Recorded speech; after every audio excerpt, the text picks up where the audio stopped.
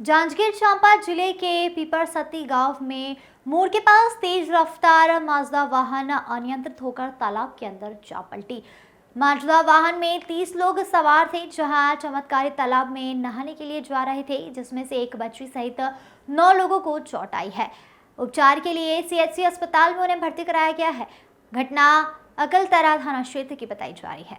मिली जानकारी के अनुसार अकलतरा थाना क्षेत्र के ग्राम मधुआ में रहने वाले सभी 30 लोग आज सुबह तकरीबन 5 बजे अपने घर से माजदा वाहन में सवार होकर मुंगेली जिले के पेंड्री गांव के तालाब में नहाने के लिए जा रहे थे। माजदा वाहन चालक तेज रफ्तार से वाहन चला रहा था, जहां पीपरसती गांव पहुंचने पर वाहन चालक ने अपना अनियंत्रित होकर गाड़ी पलटा दी, जहां पर सड़क किनारे तालाब में माजदा वाहन जा पलटा, जिस तरह से लोगों में चीख पुकार मच गई और ग्रामीण भी मौके पर मदद के लिए माजदा वाहन में फंसे लोगों को किसी तरह से बाहर निकालने पहुंचे, जिसमें एक 8 साल की बच्ची सहित 9 लोगों को चोट लगने पर सीएचसी अस्पताल में उपचार के लिए भर्ती कराया गया, जिनका उपचार जारी है। वहीं बाकी लोगों को हल्की चोट आने पर प्राथमिक उपचार के बाद घर भेज दिया गया है।